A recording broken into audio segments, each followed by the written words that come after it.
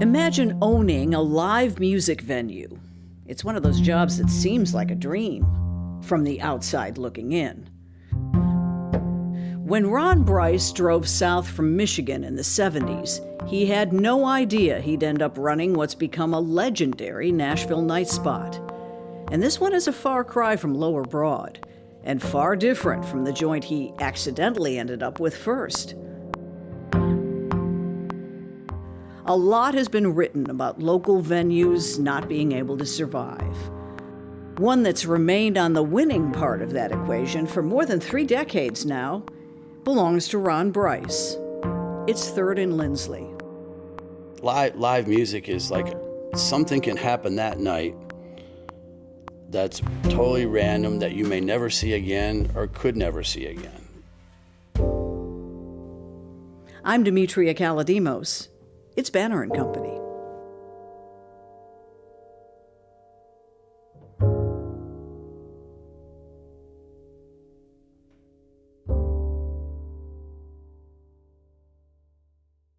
You rolled into town in 1976 thinking what? I'm going to be here for 50 plus years? I wasn't thinking much of anything except to getting out of where I was from, which I was living in a house in Rochester, Michigan with about 5 guys.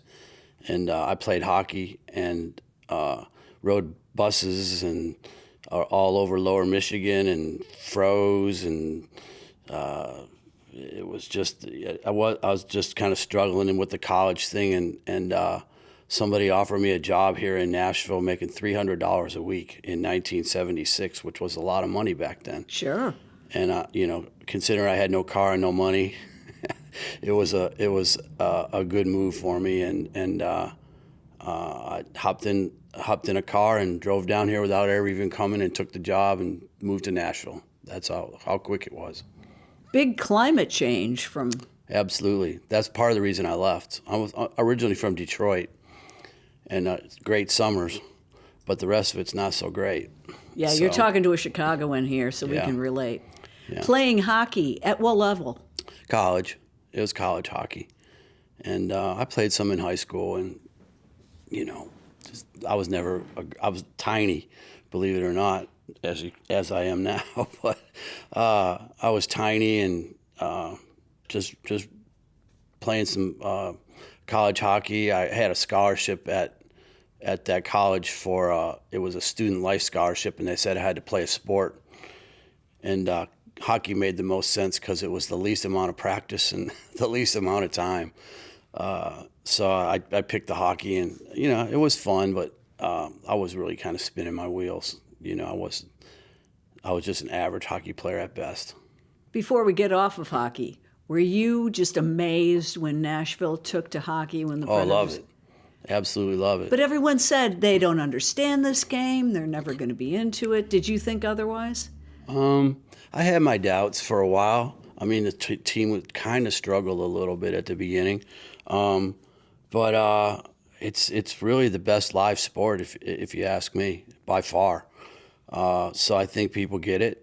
Once they learn the game, learn how it's played, and more kids actually start playing it through the years, and they become adults, they enjoy it, and it just grows from there. I think Nashville did a great job overall. They're doing a great job now, for sure. Starting early on, it was kind of a little iffy. But yeah, I'm love the hockey here. So you don't have a musical background, or do you? Not really. I'm from Detroit, so I saw probably everything that in the world in the day that there was, from Elvis to Zeppelin to Aerosmith to all the bands as they were coming up at smaller venues in their infancy. And so that was kind of, music was cool in the 70s, and that was my thing. I just liked it. That was my background in music. Never played anything. Never booked anything. And my first gig here was in the arcade business. I was like when the Space Invaders and Pac-Man and all that first start coming out. That was a big deal. And this job I had was running some arcades and things like that. So music was really never part of anything with me till probably in the early 80s. I started down a road with, it's kind of a real estate thing. My family owned some property in downtown Nashville it's called the Young Executive Building over on Division Street. Yeah, yeah. And there was like 3 floors of sort of lower level producers, managers, agents, all kinds of stuff like that in the old school Nashville thing. It was Fair and Young. It was Fair, building, right? Yeah, I got a lot of history with Fair and Young too, believe it or not. But long story short, I managed the leases in that building, and had an office in there, and spent most of my time tracking down those guys to pay us, you know. And so I kind of had, that was kind of like my first entry into it. After that, I worked out at a gym over there off of Murfreesboro Road, and knew a bunch of people in there, probably years working out in that place when I was younger. And a guy that I knew there, a wrestler, it was right when the WWE first took off, and there was about 5 guys in there that were actually part of that thing. The Undertaker went there. The Undertaker, Mark I have a Curry, great story, yeah. was behind me in a Kroger line once. Yeah. And I called my brother and said, the Undertaker is behind me Yeah. in the grocery line. I have arrived. Yeah.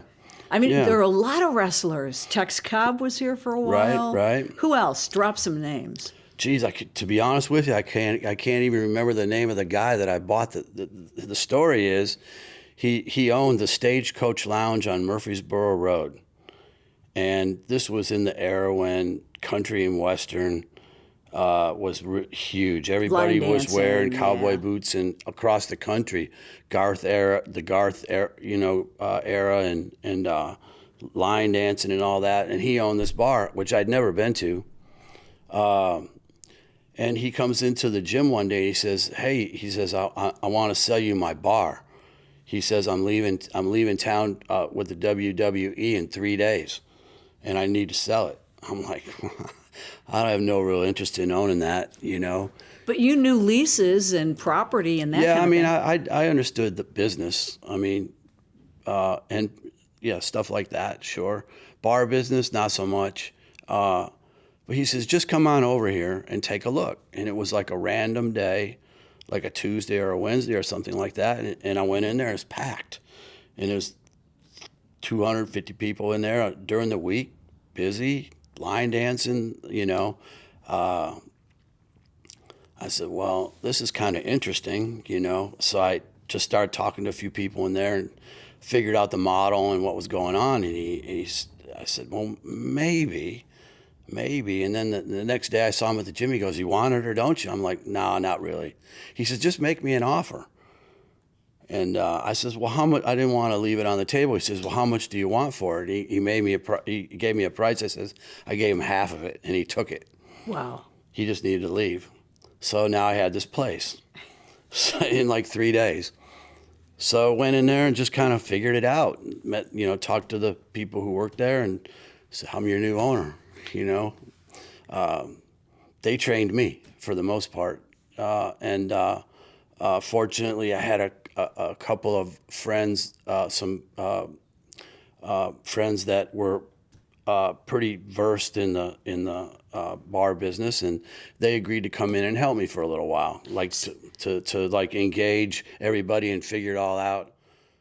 So was this live music or pre-recorded? All live. It was all Wow. live. Not to mention, that's where I really got my education, because they had like some of the best players in there in the city. I mean, there was only a handful of places to begin with, and all of the real quality stuff gravitated to this place. There's the guy there, you probably heard of him, Don Kelly. He was the band leader in there at the time. He had guys in that band like Red Volkert and Brent Mason, and some of these guys. Brett Mason was playing at the Stagecoach Lounge? Yeah, he was. He was a guitar player in there. And through the years, I had it for probably 3.5, maybe 4 years, something like that.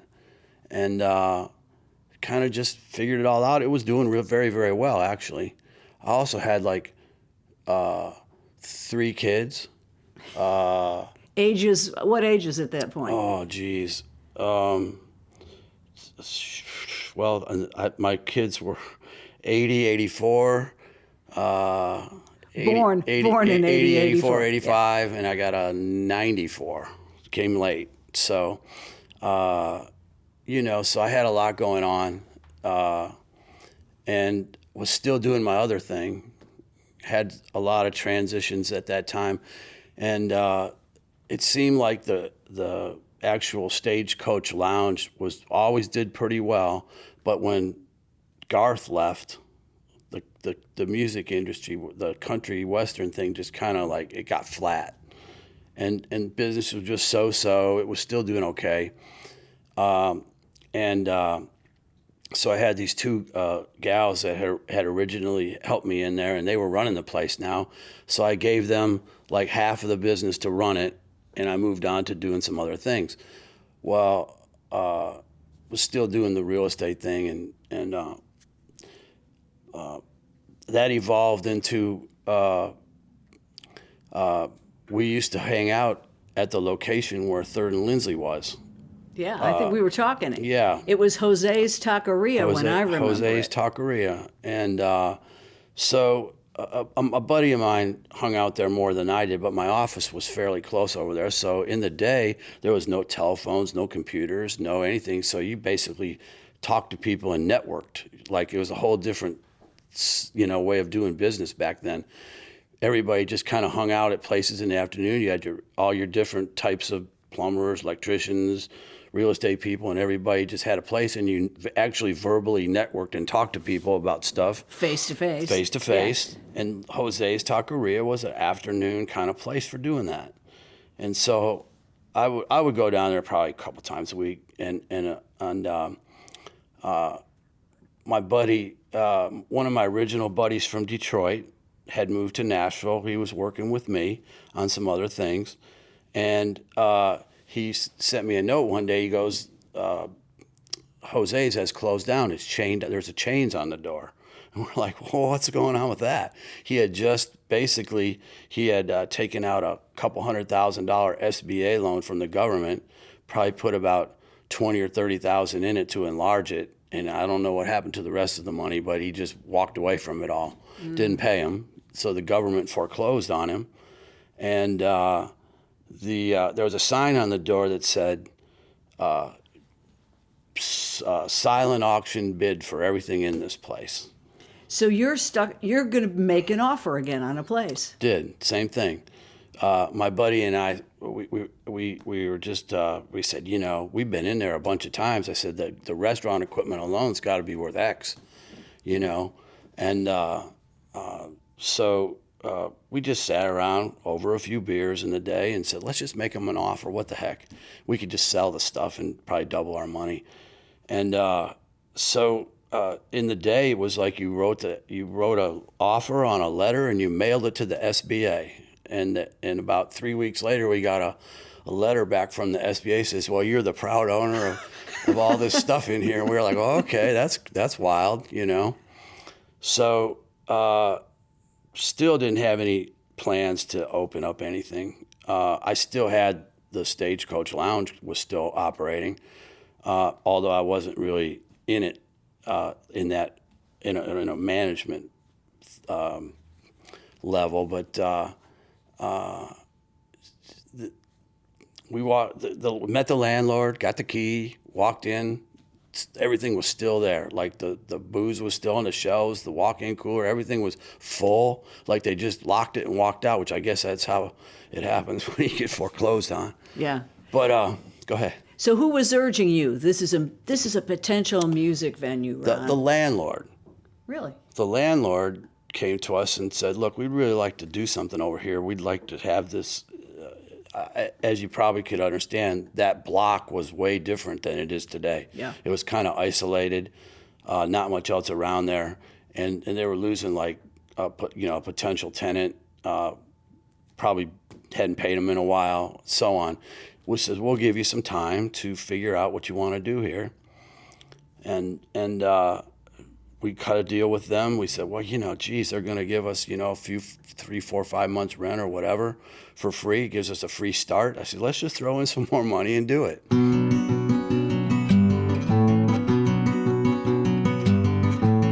It's Banner and Company. I'm Demetria Kalodimos. We'll be right back. Welcome to Sephora. I'm looking for a perfume that's not too perfumey. I got you. Serum moisturizer or moisturizer serum. Let's get into layering. My concealer is making me look worse. Sounds like the wrong shade. Let's get you matched. There's only one store that really gets what you're going for. Get beauty from people who get beauty. Only at Sephora. Hi, Let's get you a basket. We only have X into it so far. Let's put 2X into it. And about 5X later, we opened it up and we decided we wanted to do a music venue with a restaurant because it was already servicing the neighborhood with food at the time. So we said the restaurant part should take care of itself if we could find somebody sharp to run it. And then we'll just do the music part. Now, you had to have made some contacts in the music world at that point in time. What did you want to program, or did you even know? Was it whatever I can get to play in here? Well, so with country music being fairly flat, downtown Nashville was kind of the hood, like Lower Broadway. It just wasn't that nice. People didn't really go down there. So there was a shortage of live music venues, really. I mean, which is so hard to believe for people now, but really, truly, there was a shortage of places to play. And it sat how many at that point? 150 or 160, something like that. And we decided we wanted to have a diverse club that did all kinds of music and not just country, because with country being flat and already had a country place, it didn't make a lot of sense to do it. So we started the opening weekend. I mean, honestly, I winged it. It was just a lot of like learning the different pockets of talent in town and trying to figure out who's what's good, what's not, how you reach people, all that kind of stuff. Do you recall who were the first on stage? I do. I was talking to a buddy and he said there's this guy named Bobby Bradford. He was living in Texas at the time, but he was from Nashville, and he was just moving back to Nashville. He gave me his number, and I called him. I said, hey, would you be interested in opening this up the first night? He said, yeah. Had a great band, had like Kenny Greenberg in the band, and there was just a killer band he put together. They opened us up the first night and sold us out. I was like, wow. And then I said, let's keep it diverse. And so we hired D. Ford Bailey Jr. To do the second night. Same thing, sold it out. And I was like, wow, this could work, Of course, we had a lot of, it was a zoo, operational. I look back, I'm like, gosh, how did I even do that? Just winged it, But what's important to the person coming to a place? First of all, whose idea was it to call it Third and Lindsley, which solves so many advertising problems? Well, we knew we had a kind of an odd location because it doesn't even connect from east-west. So we had a very odd location, and quite honestly, we couldn't come up with anything else. We said, this is a tough location. At least we could tell everybody where it's at by the name. Yeah. That's how we came up with it. No great, that was it. Just simple, not particularly creative at the time. We were worried about a lot of other things, and I think it was really an evolution of a lot of things that came together. I mean, I certainly can't. My buddy and I, we just winged it, like all parts of it. We didn't kind of know what we were doing, but I ran into a couple of really, really smart musicians and professional people that really steered me in the right direction on a lot of things, that's what really helped me out. I'm assuming the artists that were coming to play, if they were selling seats out and if the sound was decent, they wanted to come back. Well, that's probably the number one thing in my business. If your place doesn't sound good and you're doing live music, you won't be around very long. And we started with a pair of EV monitors and no subs on stands on a side stage, like for the first couple months or so. And there's a guy named Gary Nicholson. He had a band called The Change back then. Mm-hmm. And there's a guy in his band named Michael Rhodes, who late Michael Rhodes, incredible bass player, a great friend.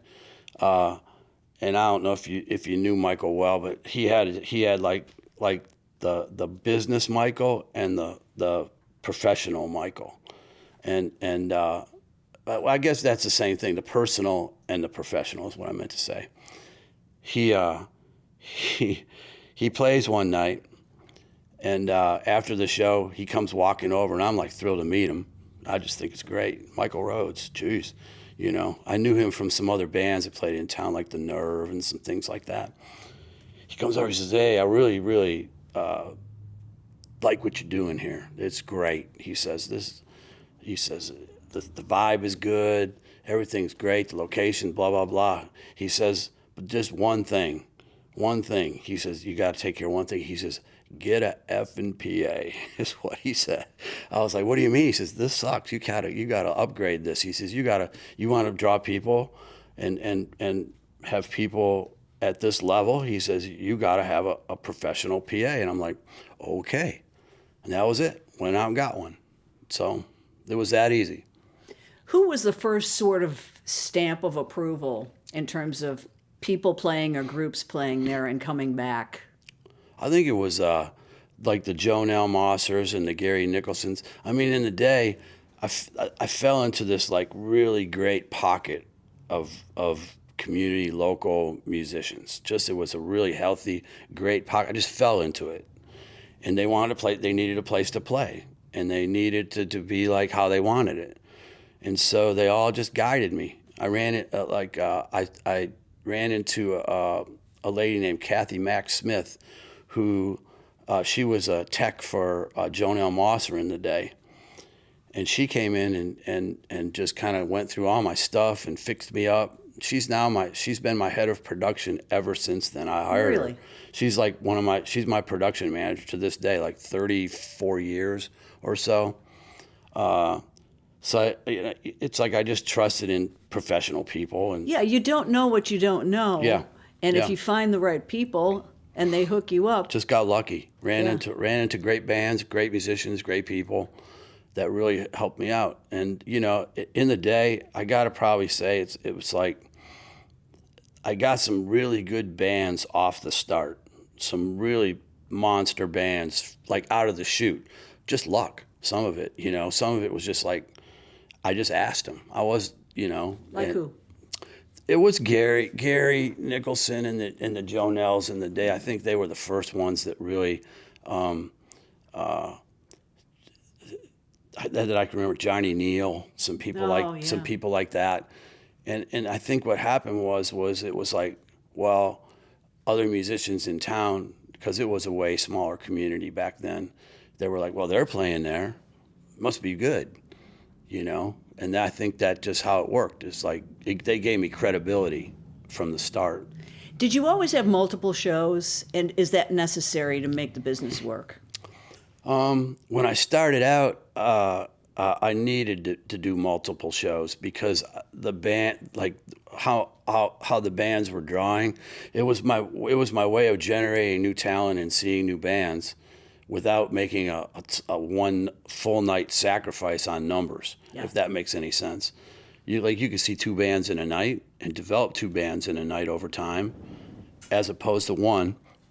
And it was good turning the room, because most customers aren't going to stay there for 4 or 5 hours. So it gave us an opportunity to turn the room.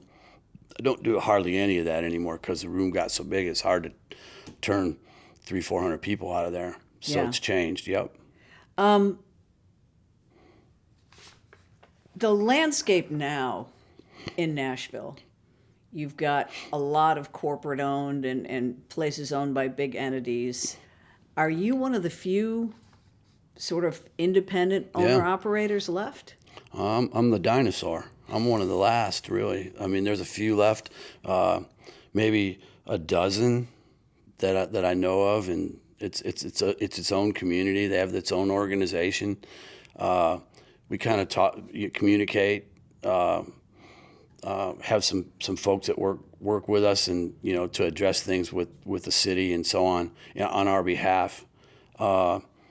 But it is no question it's changed the Live Nations and the AEGs of the world and all the corporate chains and so on. How the business operates and how stuff gets to your stage is totally different than it used to be in the day. Yeah. You have a lot of marquee shows. You've got the Time Jumpers. Yeah. That's got to be a huge attraction. Oh, no question. That's Monday nights? Every Monday, yeah. Yeah. They used to play at the Station Inn in the day, and they outgrew the Station Inn, and I got a call from a guy from WME one day, and he says, "Hey, you want to do the Time Jumpers on Monday nights?" And I was like, "Yes." Vince Gill's in the band, and I'm like, "Yeah, I'm in." So it was that easy, and they, it was really good for them, and it was really good for us at the same time. So it was a great marriage. Yep. I've seen a lot of Long Players shows there. Still doing them. That's, do 5 for or those 6 a that year. don't know, that's a custom band that takes an entire LP, Yep. hence the name Long Players, and they'll play it from start to finish. Yep. Expertly. Absolutely. Great bunch of guys. I mean, it's a community, honestly. I mean, bands, like all of those bands, have a lot of different places they could play. Yeah. I saw the Floating Men there They on the came- they came- reunion they- tour, did and you we come? had Jeff on the podcast here, and I've got to shout out to my good buddy Mike Ferris. Yeah. That Christmas show is not to be missed. Yeah. Do you sell that out in like 5 minutes? It sells out. We do them back to back now, like 2 nights in a row. Always got a big band, switches it up every year. He takes his show serious. He leaves it all out there. He does a good job. Are you seeing tourists or locals or a mixture of both? I'm seeing more tourists and less locals. And I don't know. I think that's just the nature of how things have evolved over time. I'm seeing more and more people off of Lower Broadway that want a more Nashville experience than the honky tonks and so on. See something a little more, I don't know, adult, educated, kind of like cerebral, and, that kind of stuff. And I think the locals are less and less want to come downtown anymore. I think that's really the case in the end. In the end, what you might be picking up on one, you might be losing some on the other.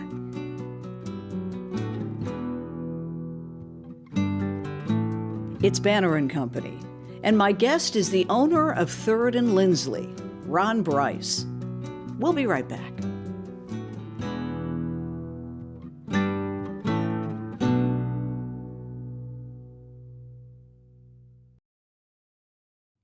If you were going to book your fantasy show at 3rd and Lindsley, I mean, this could be anyone, alive or dead, who would you want to play your stage? Tough one there. The Led Zeppelin reunion would be nice. I'm with you. But I mean, if I'm going all the way there, that's what I'm going there. I think they're doing some dates now. I'd settle for Alison Krauss with parts of that band if that had to happen. But that's that. But let's be real. How often do you still sit as an audience member and just sort of try to be a fly on the wall and experience it like you would if you weren't the owner? I have probably a dozen or so shows. I still just really I'm there as a fan. I just got to see it, love it. There's a lot of things that happen. For instance, I mean, there's shows that live music is like something can happen that night that's totally random that you may never see again or could never see again. You know what I mean? How that mindset drives me to like certain shows to see like, I heard something's going on, that this could be interesting, So I will, and I'm a fan of several, like a huge fan of several artists who play us still, huge fan. So yeah, I'm interested in them, interested in their careers, just like an average fan, absolutely. Did you feel the need to have that second room, and why? I mean, there are obviously reasons. Evolution again. We just, I was outgrowing what I had, and basically I enlarged the room I actually doubled it in 2010. It was holding probably 250 or so people total. And the center that I'm in is actually set up in bays, and I was in 2 bays. And then the landlord at the time wouldn't ever come to any kind of decent terms to take another bay. And one morning he came in, he says, "Well, I'll give you that bay now." I said, "All right, I'll take it." And then I said, "Well, if I'm taking one, I'll just take 2 at that number." And he goes, "Okay." And so I ended up with 4 bays instead of 2. So I pushed the stage and turned the room around and pushed the stage to its new location. And then we made the back room like a really nice artist area as well. I can do like smaller events back there, corporate things like 60, 70 people, stuff like that. So from my understanding, you've signed a new lease, which means you're going to be around for how long? I'm guesstimating 3 to 5. I got a 3-year lease. I think I got some options past that. To be honest with you, I took the 3 instead of the 5 because I'm just not so sure how much longer it can work in the new Nashville. My model, all that kind of stuff. I took the safe route. Plus, I'm getting ready to turn 70, so it's like, how long can you do it, But it was, I had some opportunities to move it, and nobody was pushing me out. I was running with no lease for probably 2 years at all. So in the back of your mind, you might have to move, so you want to like find a place to move it. I got 40 employees and people that I'm responsible for, all these bands. And I said, I got to make a plan. And I actually had some things worked out over there in WeHo.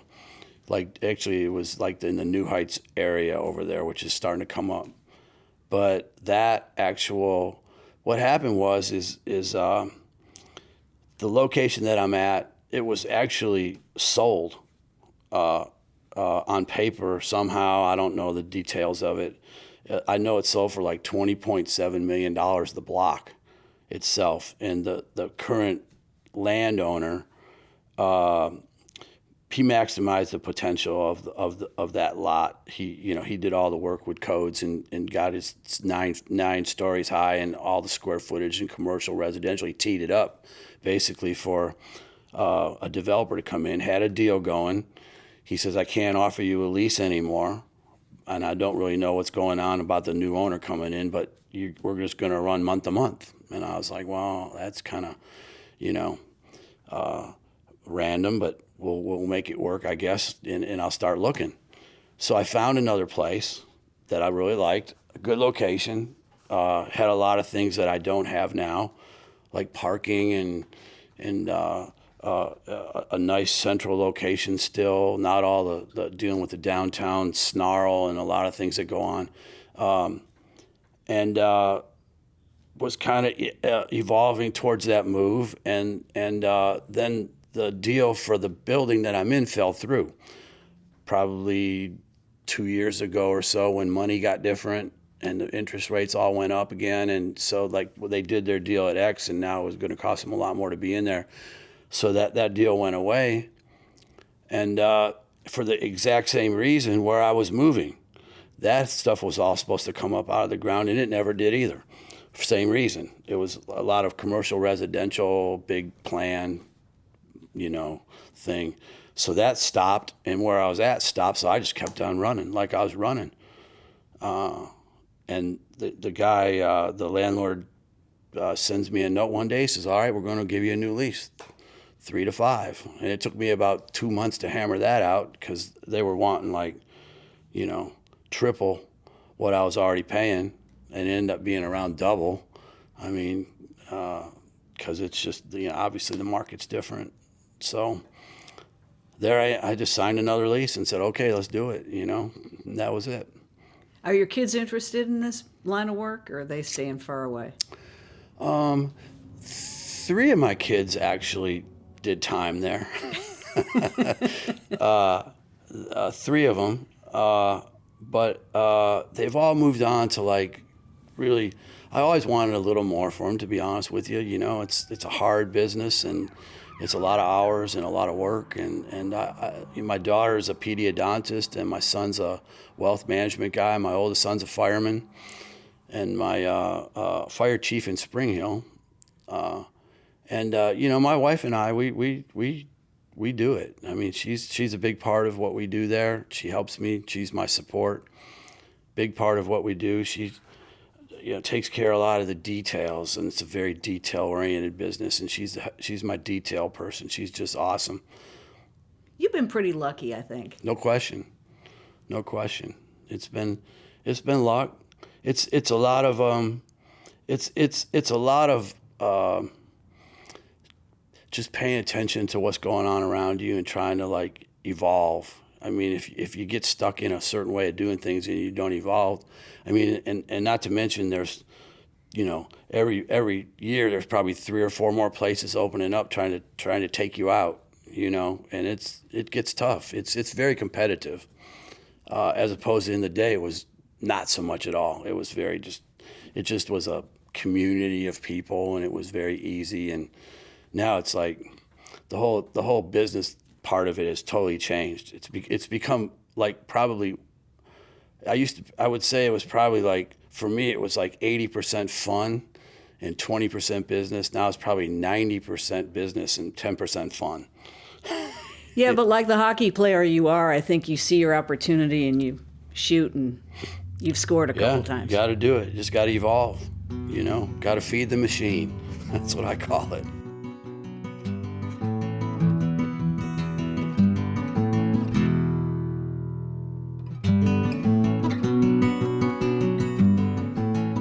Banner & Company is a production of the New Nashville Banner.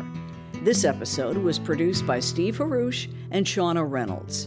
Edited and mixed by me. The original music is by Verlin Thompson. You can subscribe wherever you get your podcasts or go to NashvilleBanner.com. You're in good company.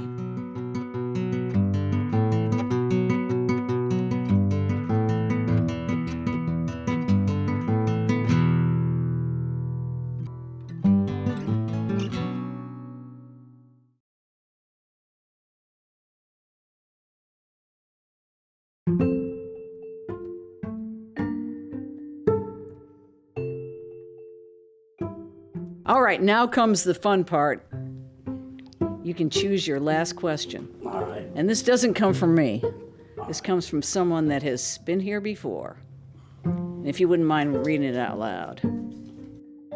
Yeah, it's from Wendy Murray. What's your favorite pike? Pike in Nashville, and why? Pike as in street? Pike as in street. Interesting. Huh. It's 2 things for me. I had a great real estate experience off of Dickerson Pike. Okay, it was something that I did years ago. I had 41 acres over there in East Nashville, which I teed up for a developer, and I spent probably 5 years of my life doing that. And I'm watching all that grow. I ended up selling it a couple, 2-3 years ago, but that was a big part of my other life besides the music business. And then Murfreesboro Pike, obviously, because a lot of my history is there. I like the arcade business that I was in, that I first moved to this city was off of Murfreesboro Road and Thompson Lane. And then I ended up at the Stagecoach Lounge, which is a little further towards town on Murfreesboro Road, and now I'm just like right next to it. So that would be my answer on that.